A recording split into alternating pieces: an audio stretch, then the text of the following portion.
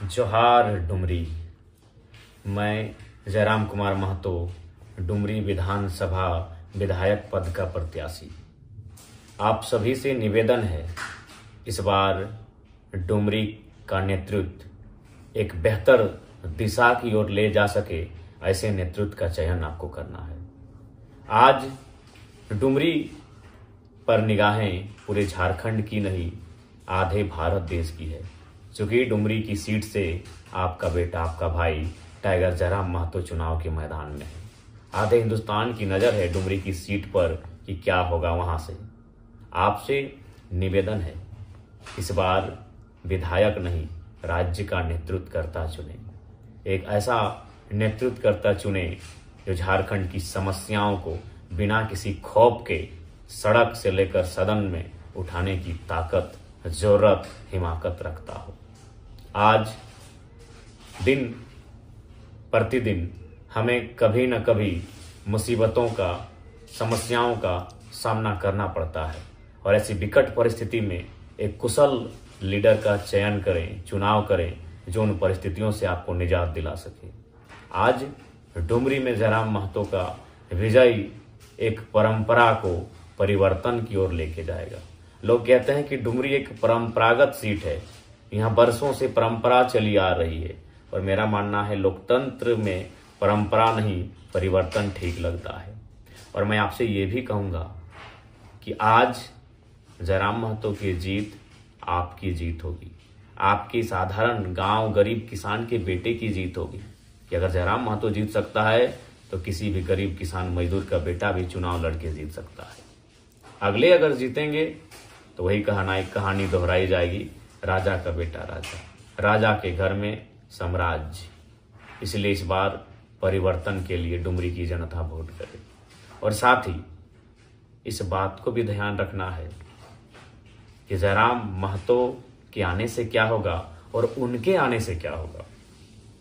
अभी विगत कई दिनों से हम भी चुनाव के प्रचार के मैदान में हैं, और विपक्ष के लोग भी चुनाव प्रचार के मैदान में हैं। आप हमारी एक भी घटना ऐसी बताइए जिसमें हमने किसी से कहा हो कि आप दूसरे पार्टी का झंडा क्यों लगाए हैं, दूसरे पार्टी का प्रचार क्यों कर रहे हैं, दूसरे पार्टी को सपोर्ट क्यों कर रहे हैं। जी नहीं, मैंने कभी ऐसा किसी से नहीं कहा, क्योंकि ये लोकतंत्र है, हर किसी को अपनी किस्मत आजमानी चाहिए।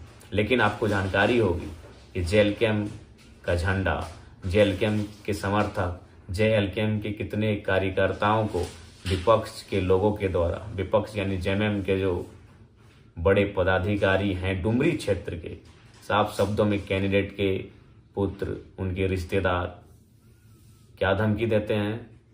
एक बच्चे ने कहा कि आईटीआई में वो पढ़ाई करता है, उन्हें धमकी दिया गया कि आईटीआई से निकलवा देंगे। उत्तराखंड में एक बीएलओ दीदी हैं, उनका बेटा हमारा समर्थक है, उन्हें धमकी दिया गया कि यदि आप जयराम का सपोर्ट करेंगे तो सोच लीजिएगा क्या हो सकता है।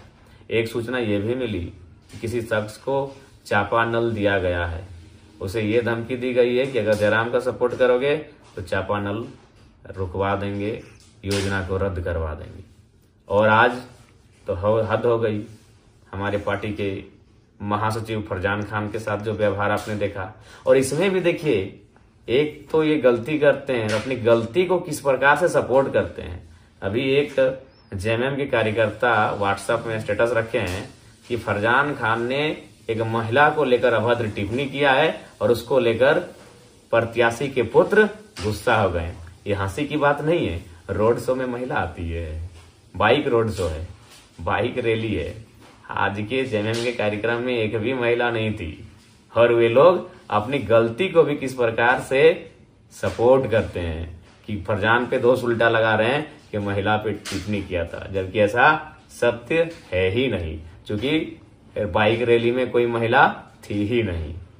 और एक घटना आपको सुनाते हैं। जिस दिन मेरा नॉमिनेशन था, उस दिन मेरा काफिला मुंगो गुंजरडी के क्षेत्र से गुजर रहा था। उसी क्रम में एक शख्स ने मुझे फूल की माला पहनाई, और वो वीडियो में आया। उस शख्स को रेड मरवा के जेल के अंदर भर दिया इन्होंने। बस कसूर था कि हमको माला पहनाया था। तो सोच सकते हैं ये लोग कितनी घृणित राजनीति कर रहे हैं, किस मानसिकता का परिचय दे रहे हैं। तो इसीलिए सचेत हो जाइए, ऐसे लोगों को सपोर्ट करने से सचेत हो जाइए, नहीं तो फिर ये निरंकुश हो जाएंगे। और सत्य है, रोटी और राजनीति बदलती रहनी चाहिए, नहीं तो रोटी जल जाएगी और राजनीति निरंकुश हो जाएगी। राजनीति अपनी मनमानी करेगी, इंसान को इंसान नहीं कहेगी। ऐसी अनगिनत किस्से हैं। मधगोपाली गांव कभी घूम के आइएगा, उस गांव के लोगों ने हमारा झंडा लगाया था, जयराम महतो की पार्टी का झंडा लगाया था। जेएमएम के एक बड़े नेता ने 2 दिन के लिए बिजली का कनेक्शन ही काट दिया। तो क्या ये सही राजनीति है? ऐसे अनगिनत किस्से हैं अभी डुमरी विधानसभा में। इसलिए आपसे प्रार्थना है, इस बार वोट परंपरा के आधार पे नहीं, परिवर्तन के आधार पे करें। और वोट जनता यह भी बताए कि राजनीति में घमंड और अहंकार किसी का नहीं होता है। और ये तभी होगा जब जनता समय समय पर नेता को वोट की चोट देगी। अगर एक ही व्यक्ति एक परिवार से 20 वर्षों से 25 वर्षों से कोई जीतता आएगा तो स्वाभाविक है उस परिवार के लोगों में एक अभिमान, एक अहंकार उत्पन्न होगा ही होगा। इसलिए आपसे विनती है, डुमरी वासियों से विनती है कि इस बार आप वोट बदलाव के लिए करें, परिवर्तन के लिए करें, राजनीति में अंकुश लगाने के लिए करें, नहीं तो नेता लोग मनमानी करेंगे। अब कोई अगर लगातार जीतता रहेगा 20-25 साल से तो उसके घर के लोग, उसके रिश्तेदार किसी को गिनेंगे, किसी को पूछेंगे, किसी की बात मानेंगे? जी नहीं, केवल धमकाएंगे, डांटेंगे, फटकारेंगे। और डुमरी में वही दिख रहा है। जाके पता कीजिए गांव में जयराम महतो का झंडा है, खोलता है कि नहीं खोलता है, ये धमकी दी जाती है। एक जगह तो 10-10 किलो चावल दिया गया हमारा झंडा खोलने के लिए। खैर उनके दिल में हम है, उन्होंने झंडा खोला है, लेकिन वोट हमको ही करेंगे और अब तो ज्यादा करेंगे। तो इसलिए डुमरी वासियों से निवेदन है, राजनीति को निरंकुश ना होने दें, राजनेता के परिवार के लोगों की मनमानी नहीं चलने दें, उन्हें वोट की सबक दें, क्योंकि वोट जनता का है, जनता के बच्चों के भविष्य के लिए होता है, ना कि नेता के बच्चों के भविष्य के लिए। लेकिन अभी नेतागण क्या कर रहे हैं, एक बार जीतते हैं तो अपनी 2 पीढ़ी फिक्स करते हैं, दूसरी बार जीतते हैं तो और 2 पीढ़ी फिक्स करते हैं। इसी तरह 3-4 बार जीतकर अपनी आने वाली 10 पीढ़ी के लिए धन जमा कर लेते हैं। लेकिन जनता का क्या, आज तंगहाली, फटेहाली।